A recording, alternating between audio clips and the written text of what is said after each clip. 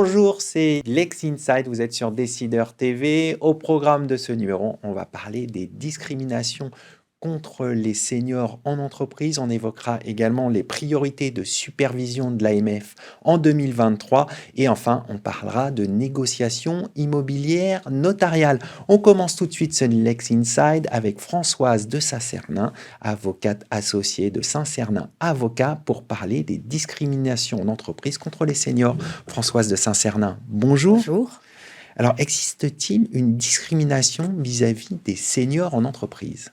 Il existe une discrimination en France puisque les seniors quittent l'emploi de façon prématurée par rapport aux autres pays européens, 3 ou 4 ans en moyenne, sans pouvoir prendre leur retraite.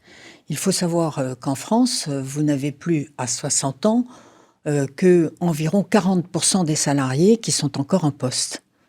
N'est-ce pas les salariés qui sont désireux de quitter leur emploi de façon anticipée ? Alors, c'était le cas éventuellement dans les années 90 où vous aviez des plans de pré-retraite qui étaient très généreux, avec une différence faible entre le montant du salaire d'activité et le montant de la pension de retraite. À l'heure actuelle, les seniors et surtout les cadres veulent continuer de travailler, d'abord pour des raisons financières. Ils sont la génération pivot, ils ont des enfants étudiants, des parents dans des EHPAD, des remboursements d'emprunts. Ils craignent de devoir passer par la case chômage et ils craignent plus que tout cette situation qu'on appelle le halo autour du chômage, c'est-à-dire le moment où ils ont épuisé leurs droits Pôle emploi et où ils sont obligés de vivre de leurs économies des mois, sinon des années, avant de pouvoir prendre leur retraite. Concrètement, comment se manifestent les discriminations contre les seniors en entreprise ? Alors, il faut d'abord distinguer les PME, PMI et les grandes entreprises. Dans les premières, il n'y a pas de raison de se séparer d'un salarié parce qu'il est âgé alors qu'il est profitable. Dans nos grandes entreprises multinationales, ça n'est pas la même chose. Il y a le diktat de la pyramide des âges.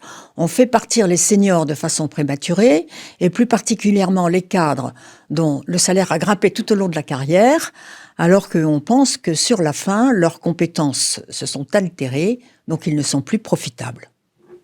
C'est une tendance que vous observez, vous le dites, dans les grandes sociétés, de se séparer des cadres qui sont âgés ? Dans les grandes entreprises, on constate bien sûr cette tendance qui prend toujours un petit peu c'est la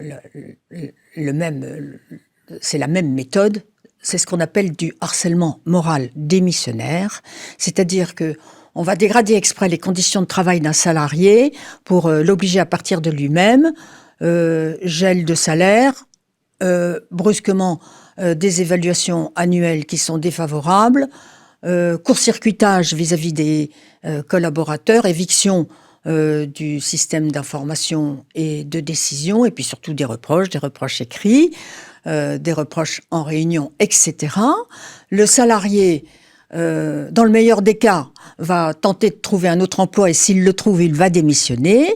Sinon, il va attendre de prendre sa retraite. C'est un peu le but du harcèlement moral démissionnaire aussi. Il l'oblige à prendre sa retraite le plus tôt possible.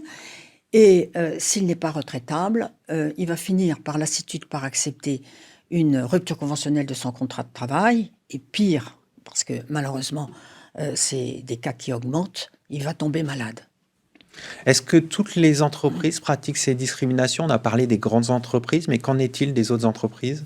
Alors, c'est ce que je vous disais, c'est que dans les autres entreprises, il n'y a pas trop de raison de le faire, parce que, en fait, si vous avez un salarié qui est profitable, qui n'a cessé de s'améliorer par l'expérience tout au long de sa vie professionnelle, pourquoi est-ce que vous iriez vous en séparer alors qu'il est âgé ? Il n'y a aucune raison. Comment mettre fin alors à une discrimination contre les seniors ? Concrètement, qu'est-ce qu'il faut faire ? Le salarié doit dénoncer. Quand il est victime de ce genre de procédé, il doit dénoncer la situation de harcèlement qu'il subit. Auprès de qui ? Alors, en principe, il la dénonce auprès de son employeur parce que l'employeur est dans l'obligation de procéder à une enquête. Mais malheureusement, la plupart du temps, cette enquête est dévoyée, et notamment depuis une jurisprudence de la Cour de cassation du 1er juin 2022, qui permet à la direction des ressources humaines de faire l'enquête sans faire participer les élus, sans respecter le caractère contradictoire, en entendant les témoins qu'elle veut et en assurant à ces derniers l'anonymat le plus complet. Ce qui fait que quand l'enquête est faite par la direction des ressources humaines, alors qu'il s'agit de harcèlement moral démissionnaire, c'est-à-dire du harcèlement décidé par la direction, on se doute bien que ça ne va pas se terminer en faveur du salarié. Et donc, qu'est-ce qui va se passer ? On va lui dire, vos plaintes pour harcèlement ne sont pas fondées. Mais en revanche, à l'occasion de l'enquête, on a entendu tous vos collaborateurs et on s'est aperçu que vous étiez un manager toxique. Et il va finir, au final, il sera licencié pour harcèlement moral, sans indemnité, sur ses collaborateurs. On va conclure là-dessus. Merci d'être passé sur le plateau de Lex Inside. Merci beaucoup.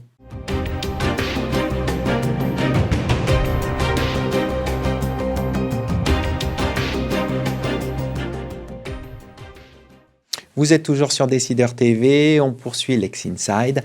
Quelles sont les priorités de l'AMF en matière de supervision en 2023 ? On en parle tout de suite avec mon invité, Dimitri Parot, conseil en réglementation financière et conformité chez Kroll. Dimitri Parot, bonjour. Bonjour Arnaud. Alors, quels sont les chantiers de supervision prioritaires à l'AMF cette année ? Alors, l'AMF n'a pas maintenu un suspense insoutenable. Ils ont sorti les priorités de supervision début 2023. Du coup, on a 5 grands chantiers prioritaires. On a la cybersécurité en termes de contrôle spot. On y reviendra après. On a tout ce qui est délégation de gestion financière également. On a tout ce qui est application du règlement SFDR, donc vraiment le gros pack ESG qui continue à être clairement un des grands pans de la réglementation côté AMF et européenne. Et on a aussi la qualité des données de reporting. Et enfin, quelque chose qui est peut-être un petit peu plus à l'écart, c'est les déclarations ESG pour les administrateurs d'indices. Alors, qu'est-ce que les tendances que vous venez de décrire impliquent pour les fonds et les sociétés de gestion ? Alors, ce qu'on voit, c'est qu'il y a quand même un changement de paradigme assez fort aujourd'hui.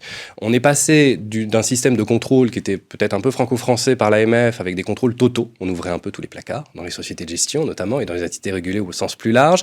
Et aujourd'hui, on est sur du contrôle spot. Ça veut dire qu'effectivement, l'AMF fait des contrôles thématiques, avec des équipes qui sont spécialisées sur ces thématiques, et avec aussi, pour les sociétés de gestion et pour les fonds, une occurrence plus forte d'être sélectionnés à un instant T et d'être plus souvent visités, entre guillemets, par l'autorité des marchés financiers. Ça, c'est le premier point. Le second, c'est peut-être effectivement aussi l'aspect inflation réglementaire. Les sociétés de gestion, aujourd'hui, on le voit, il y a quand même de nombreuses thématiques tous les ans qui reviennent. Certaines, la cybersécurité, c'est la 3e fois que le contrôle spot est mis en place par l'AMF, mais il y a aussi effectivement une pression réglementaire sur les acteurs qui montre qu'il y a l'obligation de se doter de moyens conséquents pour pouvoir à la fois faire face à cette pression et l'implémenter. Alors, face à la pression que vous venez de décrire, est-ce que les acteurs sont préparés ? Alors, c'est une bonne question. Est-ce que les acteurs sont préparés ? Je ne vais pas parler au nom des acteurs, mais effectivement, qu'est-ce que vous observez ? On peut considérer l'AMF a mis à jour une partie aussi de sa doctrine l'année dernière sur ce qu'on appelle la 2014-06, qui était en fait l'obligation pour les sociétés de gestion de se doter de moyens suffisants en matière de conformité, et notamment sur des postes de RCCI, donc le responsable de la conformité, voire des équipes au sens large de contrôle permanent. Ça montre quoi ? Ça montre que l'AMF, maintenant, elle attend des sociétés de gestion qu'elles se dotent de moyens suffisants. Effectivement, sur certaines sociétés de gestion, est-ce qu'elles sont prêtes ? La réponse est probablement non. L'AMF publie en amont ses priorités de supervision. C'est déjà pour prévenir. Donc effectivement, on voit qu'il y a beaucoup de sociétés de gestion qui sont aujourd'hui très demandeuses, soit d'audit, parce que sur la partie ESG, ça a déjà été mis en place, souvent l'année dernière notamment, et donc d'audit pour effectivement auditer a posteriori par souvent un cabinet indépendant le système, une sorte d'audit blanc AMF. Ça se fait beaucoup. Et l'autre partie, c'est typiquement sur la cybersécurité. On a beaucoup d'acteurs qui demandent de plus en plus effectivement une aide à des cabinets pour aider effectivement l'implémentation de tout ce qui est cybersécurité. On va conclure là-dessus. Merci d'être venu sur le plateau de Lex Inside. Merci à vous.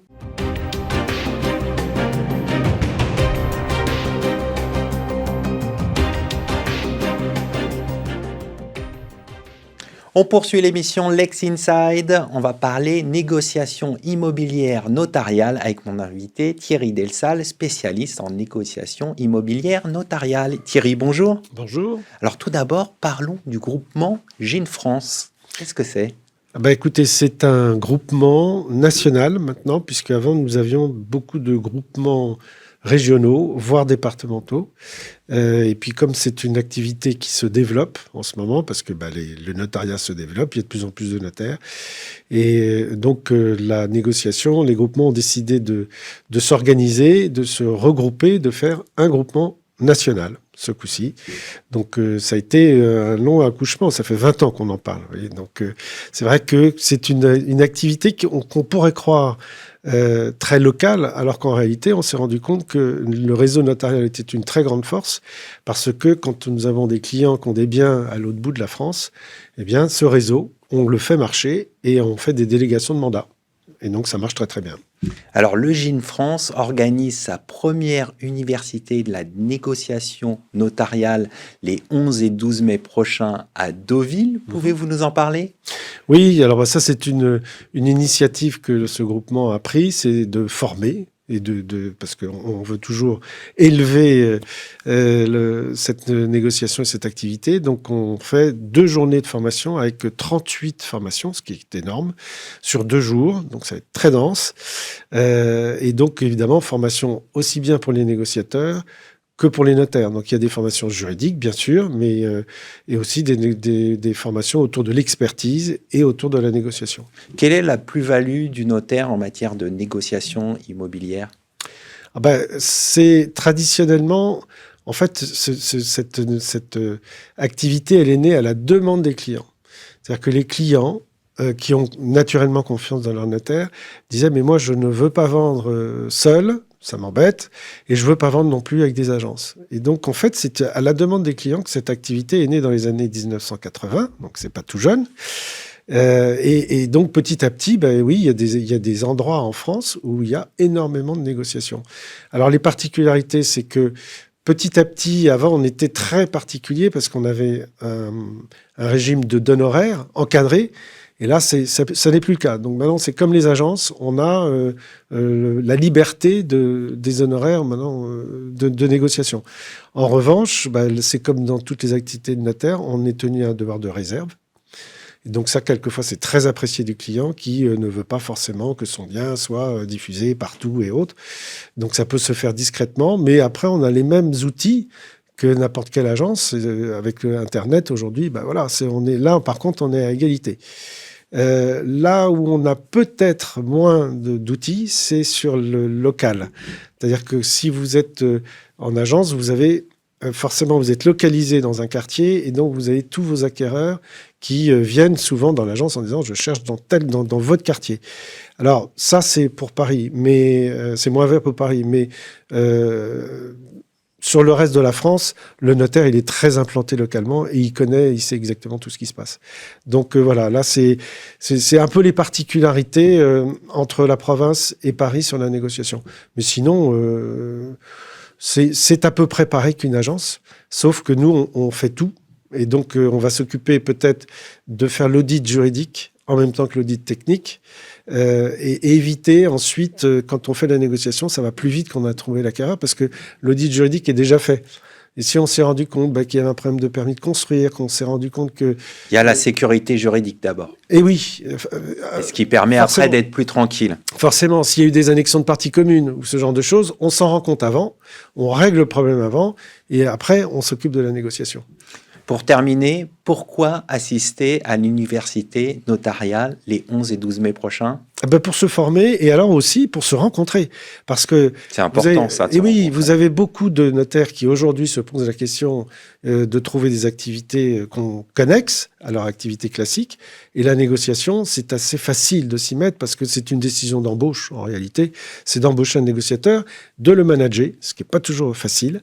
Et puis donc ces journées-là, les gens se rencontrent et c'est comme ça qu'on fait le réseau et qu'on se fait des amitiés et qu'après, les délégations de mandat se font et marchent très bien. Bon, ça donne envie tout ça. Donc, rendez-vous à Deauville les 11 et 12 mai prochains. Merci Thierry. Rendez-vous à Deauville. Merci à toutes et à tous pour votre fidélité. Et quant à moi, je vous retrouve la semaine prochaine pour un nouveau numéro de Lex Inside.